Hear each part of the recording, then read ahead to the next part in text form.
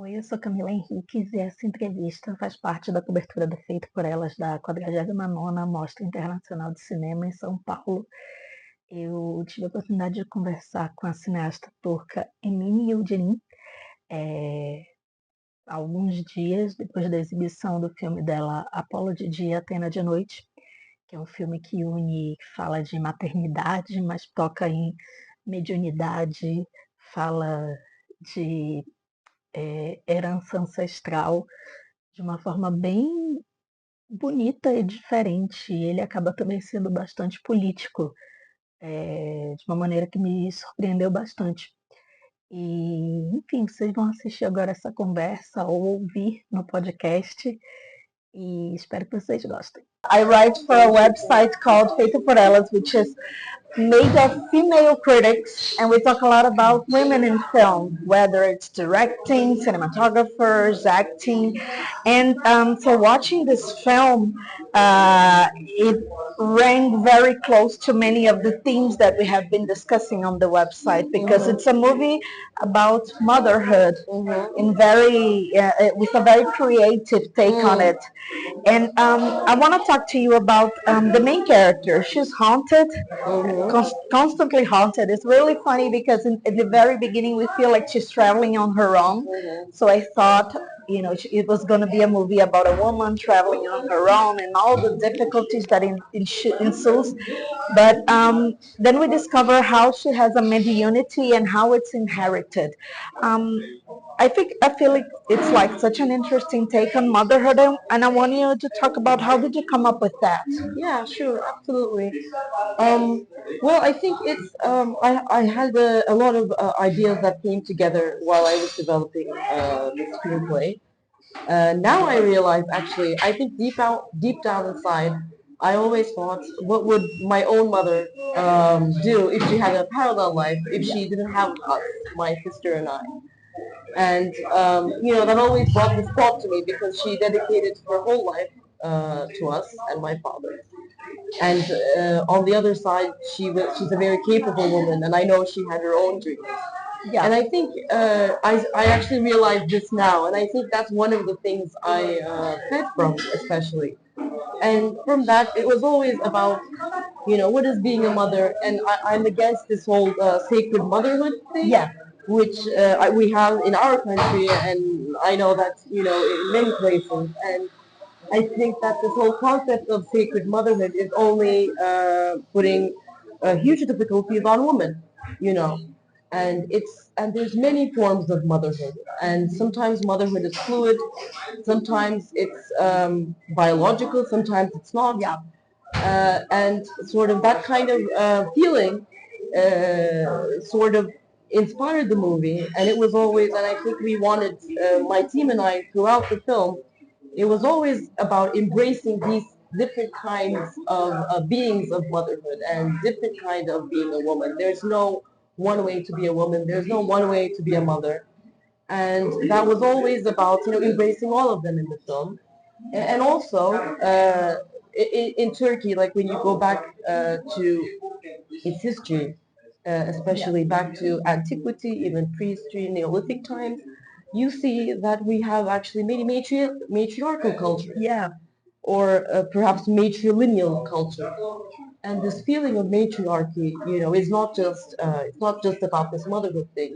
There's like this there's a different way of being a woman. Like this whole let's say female energy. And I wanted to tap into that, especially because right now in my country things are very patriarchal. Yeah. And it's half of the population are women, and they're being sidelined, oppressed, and all the thing. And it was always about finding that and bringing this to the film, because this also exists. Yeah. And they love to deny that it exists, but this way of being is there, and I wanted to bring that to the screen. Now, the film, you talked about the history. The film uses ancient history and the ruins she visits as a way of creating that haunting atmosphere. It's very, we don't know what's going to happen, and then the people start showing up on her side, and then she finally finds her mother. But I wanted to talk about the setting. How did you come up with the setting, and how does it relate to the story that we're seeing on screen? Sure. Well, the setting, it was always about the geography. Our geography, Anatolia, is a very, very ancient geography. It has many cultures, many layers of history. It's very multicultural, and we have a huge human heritage from the antiquity all the way to Göbekli Tepe. This is a part of our, we forget this, but this is also a part of us. And I'm not saying we should own it. I don't like the term ownership, but it's about embracing this human heritage and this richness. And see the location. When I went there, you feel that especially, and you see it. It's not just a feeling. It's right there with the structure. And when I went there to write this film, I felt that immediate connection to my own geography's history. And I felt very small, but in a good way, like being a part of a huge thing. And that's a very peaceful feeling to see that, you're small, but it's okay. And so it was always about, going into that ancient history, layers and layers of history, which are a part of us and which actually makes us better people, I think. Yeah. And it was about reclaiming that in the way that felt right to me. Yeah. And I know it was a huge risk, like the story, and many people doubted us. My producer is also a woman, Lisa Mahali, and she was with me on this journey from the beginning. And people doubted the film, and they thought it was silly, but that's okay. I mean, we always knew what we wanted to do, and we're happy that it came out like this. The scenery is gorgeous, and it's very different from the way we see movies about people who are being tourists. Can be very, you see a lot of the sun setting and the sun rising. It's very interesting. Now, something related to that, you talk a lot about mythology in the movie. It's in the title. And mythology has all these archetypes on women. And so I found it very interesting how you use it, especially because we're talking about motherhood. And we're talking about Athena. So I wanted to talk about the use of mythology as a way of correlating the different women that are seen in the movie.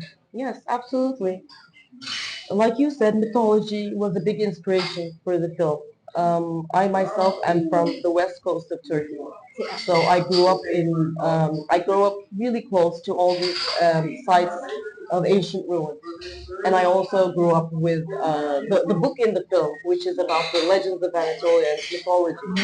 And I was in love with mythology when I was a child. When I grew up, I realized I still love it, but I also realized how most interpretations are again very patriarchal, the way these stories are. And I was like, okay, how can I play with this, And there's the story of Apollo and Daphne and Athena and also Medusa actually. And it's all about sort of reinterpreting these female figures in mythology, and also Kibele, which is very special to Anatolia. It's the mother goddess of our country. And it was about sort of going to them and seeing the way I preferred to see them, as opposed to our usual Aristotelian and the way mythology has come to today.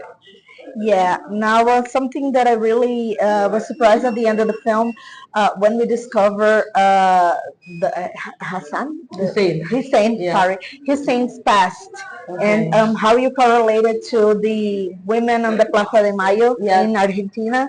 How it's a very political film at the very end, and I want you to talk about that choice particularly. Sure. That choice, to me, it was from the beginning. It was very clear to me.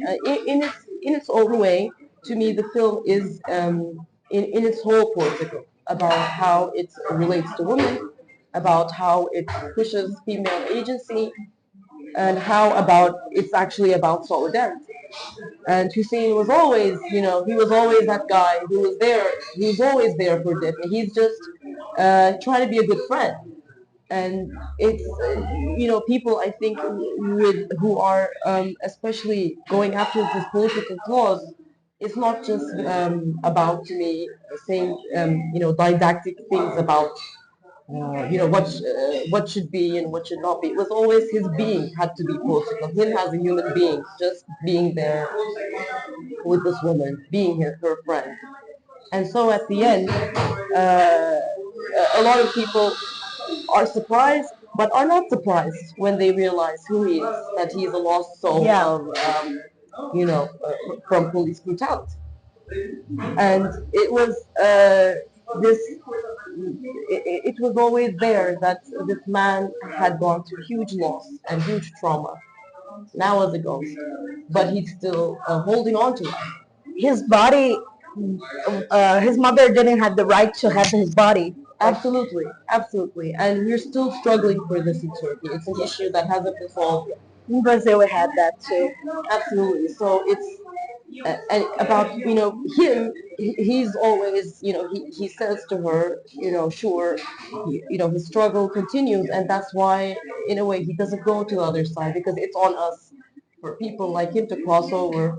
It's about us fighting for him and her fighting for him. Yeah. So yeah, that was it. That decision was very intentional, but it was important. Yeah. To give that, to build up to that, and we really tried hard to do that, because you can't just throw these things at the audience.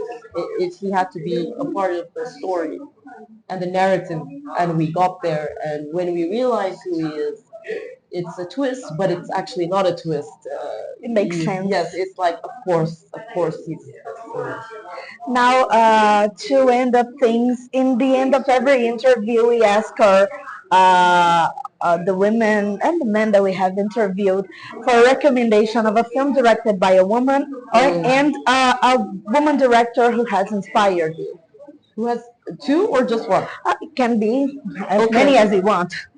Recently, I watched The Ugly Stepsister movie. I love that film. I think it's really fun and scary, and I just love the approach of it. And as an inspiration, also, I would say I forget her name. I'm so sorry. But yes, Iziko Enyedi, Body and Soul. I love that film. It is. It's profoundly a masterpiece to me. Have you seen her new movie? Not yet, unfortunately. I hope to soon see it.